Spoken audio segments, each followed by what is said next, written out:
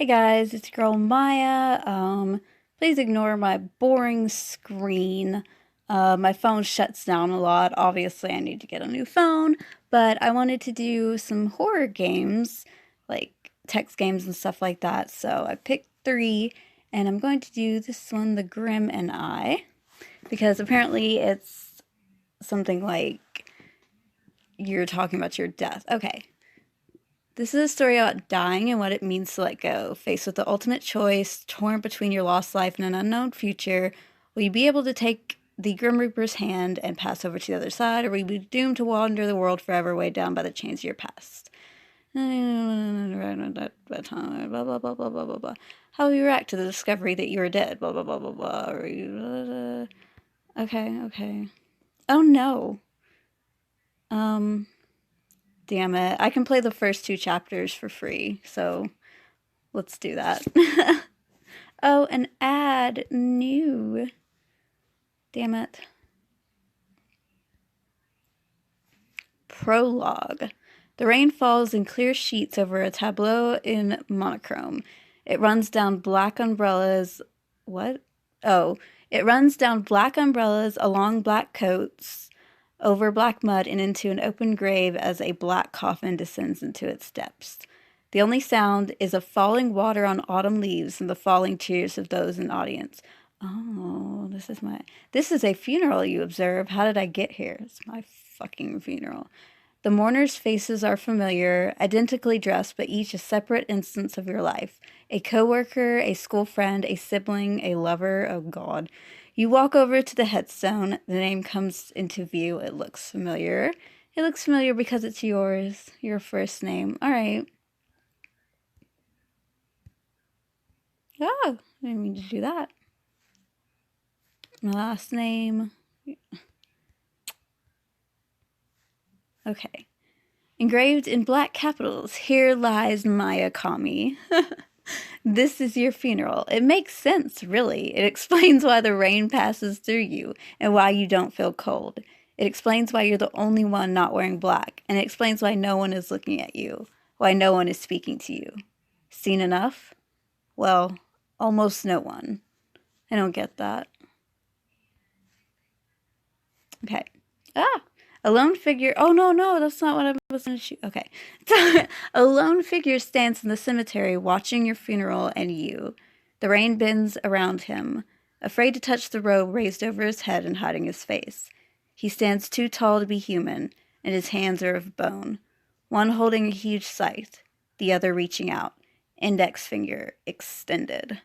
The sight of the Grim Reaper, in all his undead glory, provokes you to...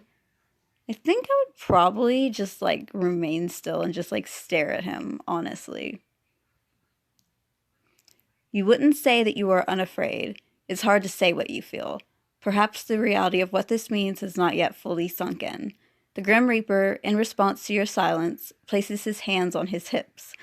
I expected a little more than that, he whispers, sounding more like an irritated adolescent than a harbinger of death. You peer into the shadow, the instinct tells you must contain a skeleton's eyes, trying to see the face of the one who addresses you in this manner. Are you... You try to ask, knowing the answer. Yes. Am I... You try again, the words catching in your throat. Yes. Behind you, the silence is broken by a eulogy. You hear your name as a woman tells the congregated few of the great woman that I was. You wonder if you should be more unnerved by it, but the truth of your situation is hard to deny. You're standing by your grave, you're watching all the people you love drop soft mud onto your coffin, and as you're talking to the Grim Reaper, the disembodied voice beneath his hood is cold, a warmth permeates the air. There's something oddly reassuring about his presence. You feel a question forming on your lips, one that needs answering. Okay, I know why he's here. Why isn't this scrolling down? Are you glitching out on me already? Okay. Why are you here? Okay, I don't need to know the answer to that. Why am I here? What's going on? Should I be more freaked out right now? I'm gonna say what's going on. Because that kind of... I'm trying to click on it. It's glitching or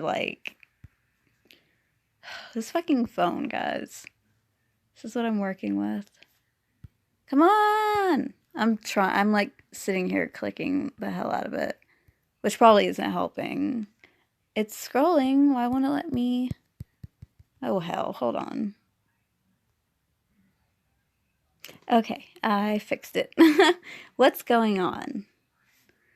You're dead, the Grim Reaper replies. The word sends a chill down your spine.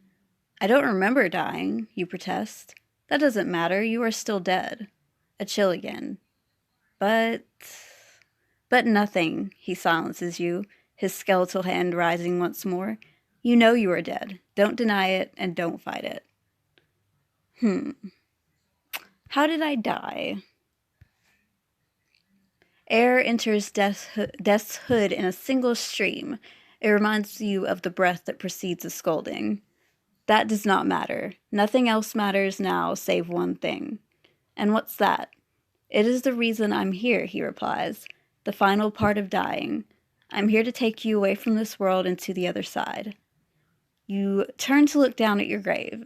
In many ways, it is as you would have pictured it, your name and 2 dates representing the brief period of history during which you existed. And then at the base, an epitaph. Something you once mentioned, almost in jest, that you would have written on your tombstone.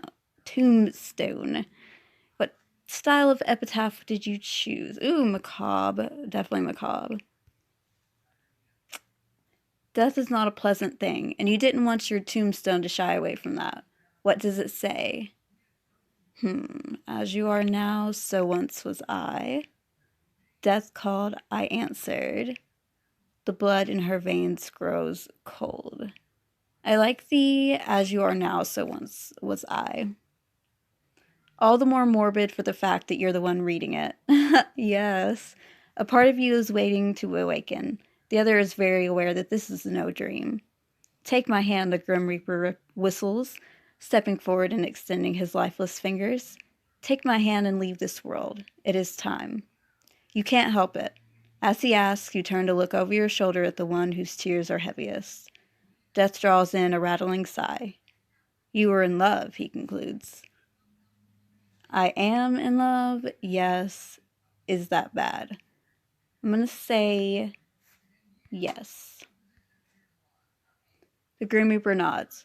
Which one? The man in the long coat? Are you fucking kidding me? That's him standing next to my sister. That's him standing next to my brother. No, that's my brother. The woman next to him is the one I love. Actually, the woman I love is over there next to my sister. I am going to pick actually the woman I love is over there next to my sister because I don't want to get into who I actually love. So we're just going to go with this. You reach to clasp the ache in your chest where a heart used to beat, but your hand runs through the translucent shade of your body. Or perhaps it is your body that runs through your hand. Ooh. She, your love, does not wail. She does not sob, but her tears run thicker than the rain that drenches and drips from her eyelashes. Your sister stands at her side, her own face stronger, teeth set, eyes wide, tearless. Seeing this scene, you are filled with a single thought. This can't be happening. How do I fix this? I want to put my arms around my love and comfort her. Why isn't my sister crying? I don't want to watch this. Why isn't my sister crying? That doesn't matter, the Grim Reaper informs you before the thought ever makes it past your lips. Take my hand. You sense an urgency. The motion of his arm is languid, but his words are firm. You look back to your lover standing hopelessly by your open grave. You see your sister with her dry eyes at her side. You think of everything you have done with your life and all the things that you still need to do, and you feel the blank space in your memory that saw your last breath. This is triggering. Do I not even get to say goodbye to her? Or what about all the things I'll never get to do? And why can't I remember how I died, or what's on the other side? I want to know why I can't remember how I died. And are you going to tell me? You can tell that you're trying the Grim Reaper's patience, but you don't care. This is something you need to know. Perhaps the reason you cannot remember dying is because you don't want to. I can't imagine the experience was particularly pleasant. It doesn't answer your question, but the volume of his voice is growing. His extended hand is now more a command than an offering. Do I not even get to say goodbye to her? What about all the things I'll never get to do? What's on the other side? Or take the Grim Reaper's hand? Well, I'm gonna say, do I not even get to say goodbye to her? If you're still present and still talking, then surely there must be a way for her to hear you. Oh, surely there's a way to tell her that you're still here, that she is not alone. There is no way. You're only making this more difficult for yourself. I can't leave her, you argue. The Grim Reaper's answer is colder than any wind or rain. You already have. Whew. What's on the other side? I'm going to ask that. This is not for you to know. Why not? How can I agree to go there if you won't tell me where there is? That is the point, he replies. Take the Grim Reaper's hand. Are you sure you're ready? By taking the Grim Reaper's hand, you will be making the decision to leave behind the only world you have ever known. You will never speak to your family or your loved ones again. You will never see your life's work come to fruition. You may never know how it is that you met your end. You have no idea what waits you on the other side. Are you sure you're ready? I'm going to say wait, I'm not ready yet, just to see what happens. It's a big decision. You must consider it carefully. Or perhaps there is something else you wish to ask before you make your choice. I guess I'll go ahead and ask about what about all the things I'll never get to do? Oh, so you're ambitious, too, Death observes, his emotionless facade slipping once again. Would you say you have unfinished business? I would, you replied stoically. Death steps forward, his hand extended insistently. Then it is all the more important that you take my hand. All right, I'll take your hand. The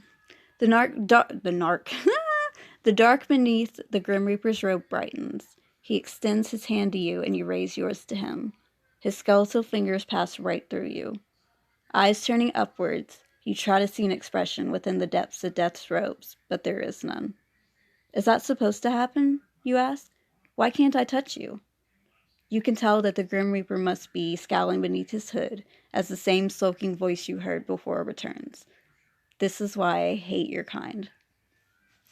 Okay, I'm going to stop it there, and I'm going to do chapter 2 in another video, because this video is pretty lengthy, but I hope you enjoyed, and I'll see you in the next video. Love you guys. Bye-bye.